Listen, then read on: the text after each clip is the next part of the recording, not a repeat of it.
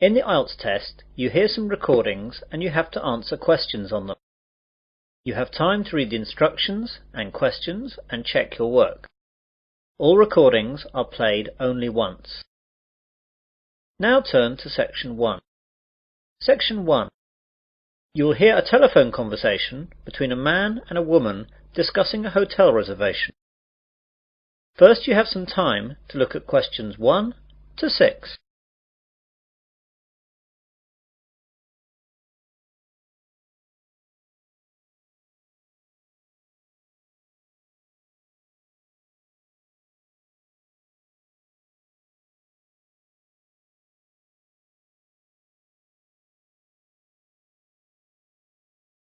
You will see that there is an example.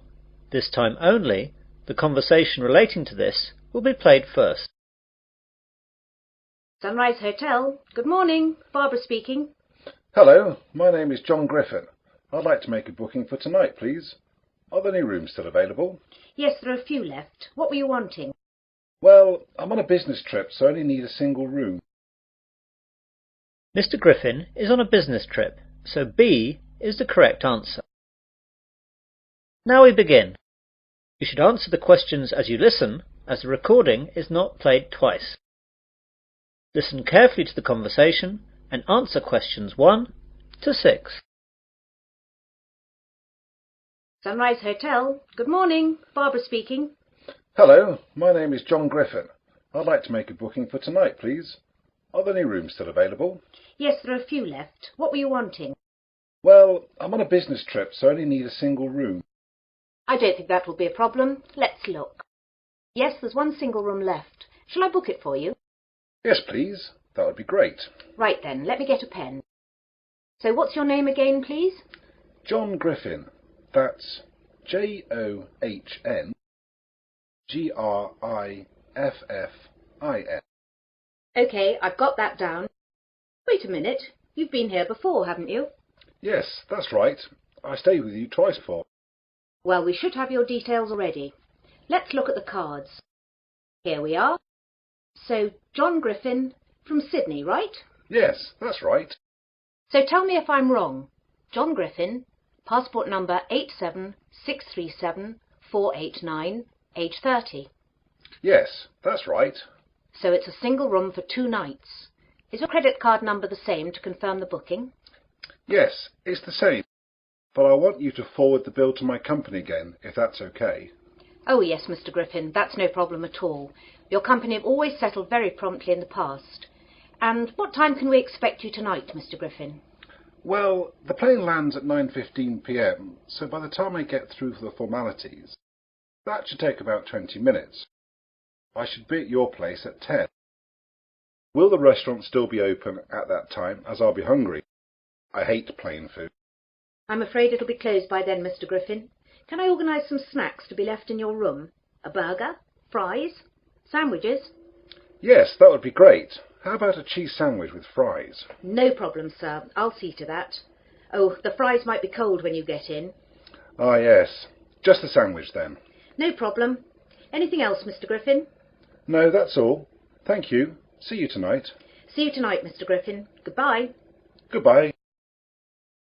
Now you will hear a conversation between Barbara and another man, Mark. Before you hear this, you have some time to look at questions 7 to 10.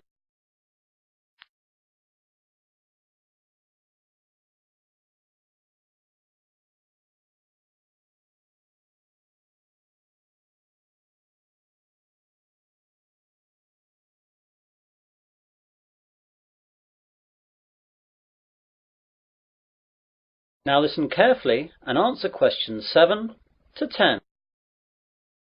Oh, Mark, that was Mr. Griffin. You know that nice man from Sydney who's been here a couple of times before? He's booked a single room for 2 nights from tonight. Oh, good.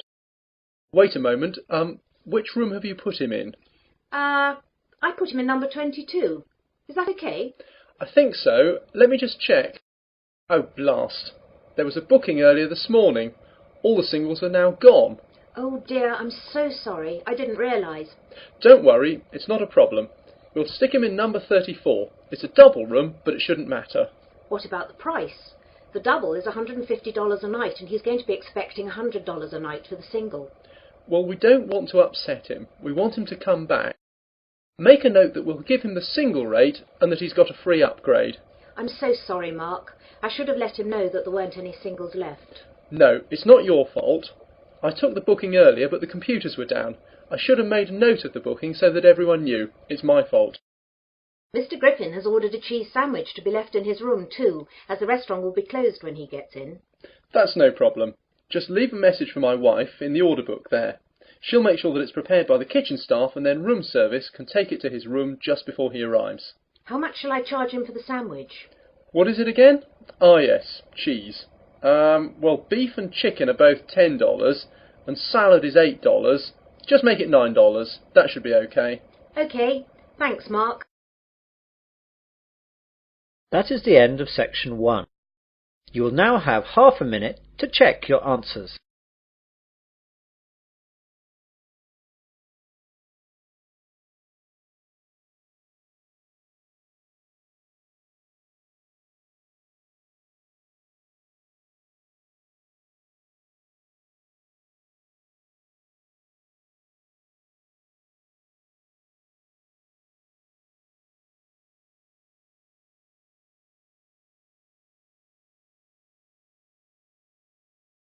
Now turn to section 2.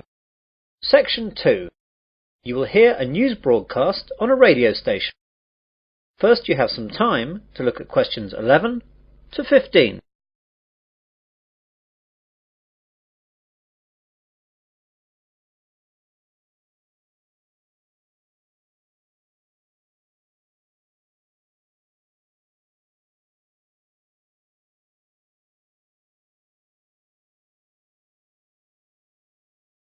Now listen carefully to the news broadcast and answer questions 11 to 15.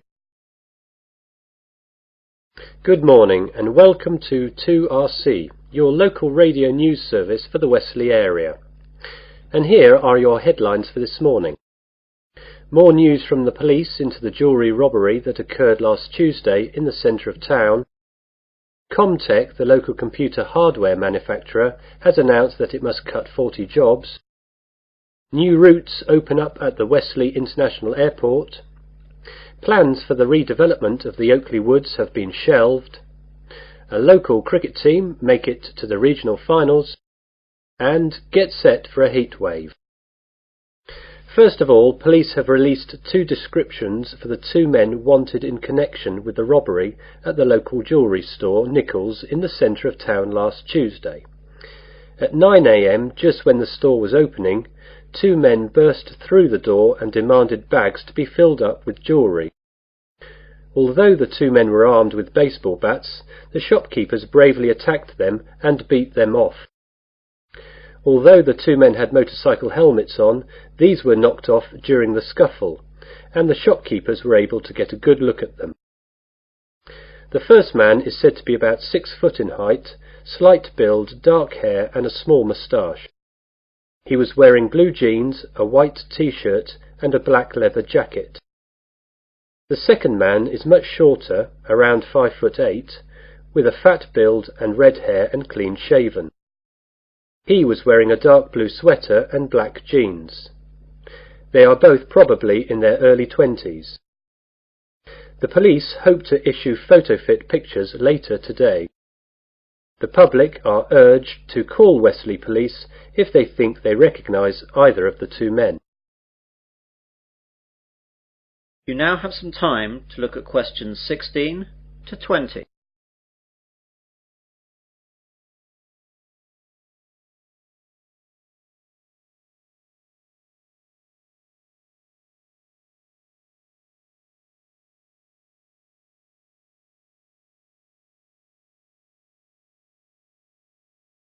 Now listen to the rest of the news broadcast and answer questions 16 to 20. Comtech last night announced that they must release 40 workers. This was blamed on a downturn in sales and increased competition. The jobs to be lost will be a mixture of early retirement offerings and a spread from all departments in the company. Westley International Airport has been awarded by Cheap Air, the new low-cost carrier, 4 new routes into Europe. The new routes will be into 4 European countries, though the details have not yet been released. When the deals have been finalised, this will lead to a significant number of jobs. Environmentalists were delighted this morning by the news that plans by the local council to develop the Oakley Woods area have been shelved. The woods were to have been developed into a shopping area, but opposition from local residents and local environmental groups has led to a turnaround by the local council, and they will now look for an alternative site. Westley Green, a local pressure group, says they are ecstatic that the council has bowed to the wishes of people in the area. Mr. George Finchley, Mayor of Westley, made the announcement and said that the committee responsible took all available information into account before taking the decision, and he hopes that Westley residents are happy that the local council are sensitive to their wishes when making decisions. East Moors CC, a local league cricket club, has made it to the finals of the Sunday League knockout cricket competition. They will play the final at home on Sunday 30th of August against Newbury CC. Go along and support if you're around that day, as you'll be assured a great Sunday afternoon sport.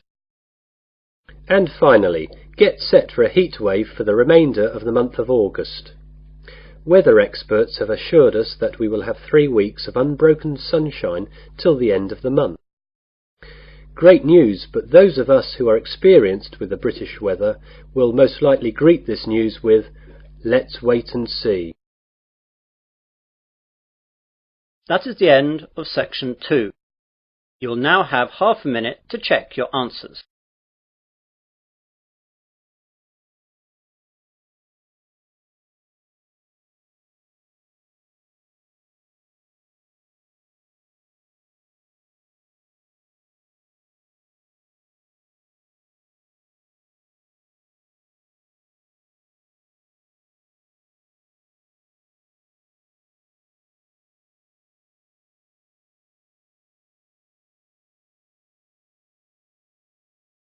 Now turn to section 3.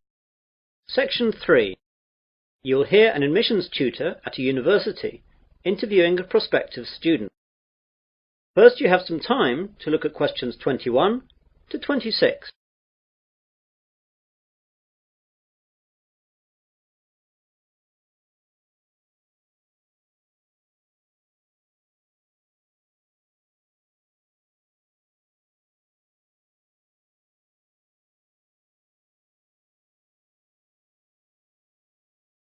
Now listen carefully and answer questions 21 to 26.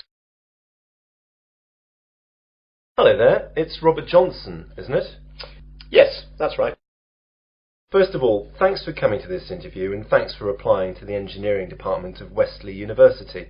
This is a fairly informal interview where I just get to know you and find out what kind of person you are. There won't be any technical questions as we've got all your educational background from your application form. Oh, that's good. Now, I know you've applied to us to study civil engineering, so can you tell me why you chose this field? It's a mixture of reasons, really. First of all, I've always been fascinated by building things. Whenever the family was on the holiday, I would always be interested in the local bridge and all that. My father is a civil engineer too, so he'd always be able to explain things. And it was he, I suppose, who really fostered my interest. I'm lucky as well, because my best subjects at school were maths and physics, which are the ones that are of particular use for engineering. So you'll be keeping it in the family then? Yes, my brother wants to do the same thing as well, so you'll probably get an application from him in another 2 years. Great. Now then, I noticed from your application form that you took a year off between school and university. What did you do during this year? Well, I'd like to say I got plenty of work experience, but what I did was travel. I went to Australia for the year and spent the time travelling and working all around the country. At the end I went to New Zealand and travelled around there for a couple of months. What kind of work did you do out there? It was fairly menial stuff. I delivered furniture, worked in a pub, worked in a hotel, and worked on a building site for a couple of months too. Working on a building site must have been good experience for engineering. I suppose so. I mean, it was interesting to see the brass tack side of things. And a good engineer has to get his hands dirty, my father says. He's absolutely right as well.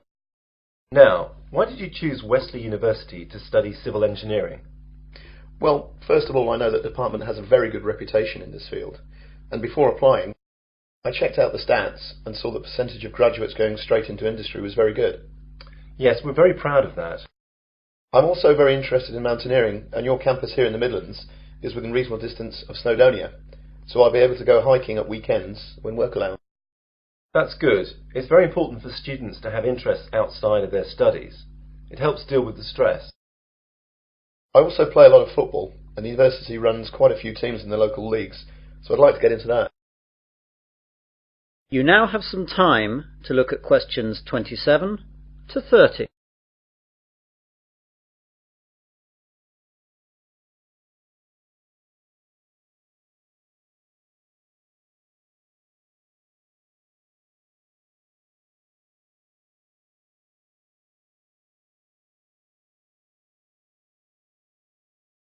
Now listen to the rest of the interview and answer questions 27 to 30. Is there anything you'd like to ask me about the course? Yes, the information in the prospectus wasn't very clear about assessment. How will I be assessed over the 4 years of the course? Well, as it's a sandwich course, you'll be working in industry for the third year, and there won't be any exams for that year. In the first year, you'll have exams at the end of May. You'll probably have 5 papers to sit then. The second year is identical to the first year. You have to pass the exams in these years, but they won't actually be part of your degree. In the fourth year, you'll have to write a dissertation of a minimum of 15,000 words, and most people use their time in the third year, when they're working, to use as a basis for their dissertation. So the third year can be spent doing the hard work for the dissertation, leaving the fourth year to polish it, and study for your finals. What will I have to do for the finals? There will be 8 papers in all during June, and these will be based on work done throughout the entire course. It's hard and a stressful time, but students usually cope with it. Anything else? Yes, I'd like to ask. That is the end of section 3. You will now have half a minute to check your answers.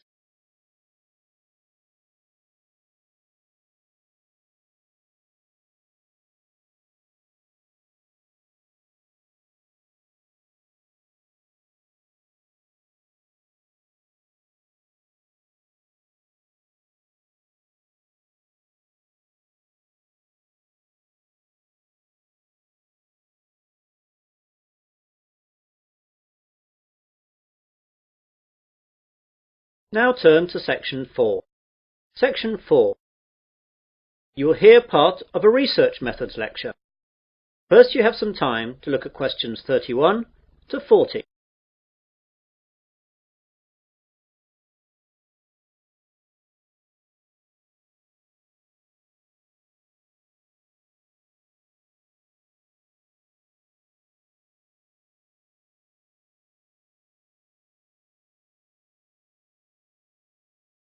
Now listen carefully and answer questions 31 to 40. Good afternoon, ladies and gentlemen. Welcome to this auxiliary lecture on research methods. This lecture is not aimed specifically at one particular course, but is a general lecture that will be relevant to any student who must conduct research into a topic for his or her course. For most of you, this will be the research that you need to do in order to write your dissertation and theses. It has been said that First World societies are no longer industrial societies, but information societies. That is, our major problems and tasks no longer mainly centre on the production of goods and services necessary for survival and comfort, but rather require a prompt and accurate flow of information on preferences, needs and behaviour. This is why surveys today are regarded with so much importance. What then is a survey? Today, the word survey is used most often to describe a method of gathering information from a sample of individuals. This way, the results can be projected from the sample to the larger population. An important consideration to take at the start is to decide how large a survey to perform. The sample size required for a survey partly depends on the statistical quality needed and the size of the total population of the area in question.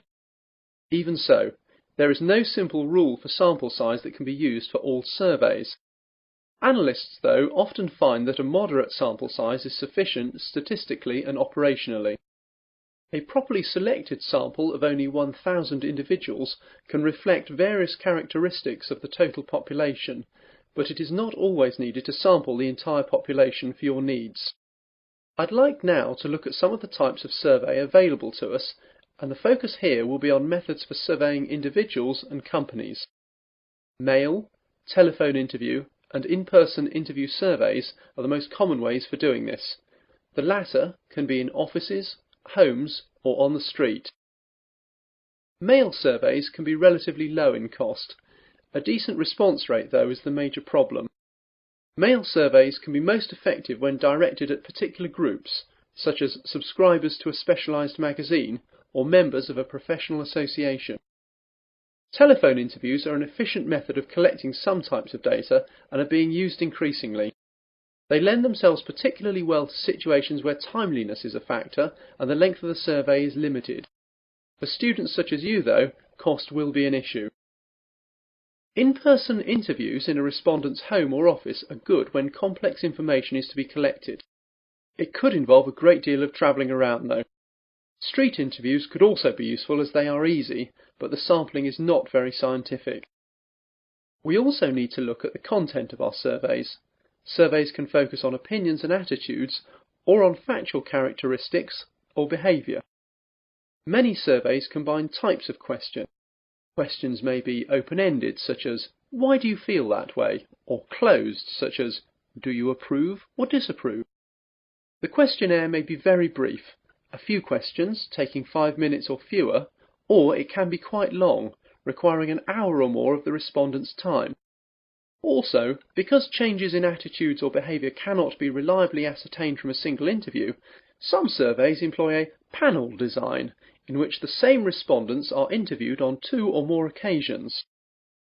There are also certain ethics to be looked at in conducting surveys. Some of you will see that the information that you will compile is of value to companies operating in that particular sector.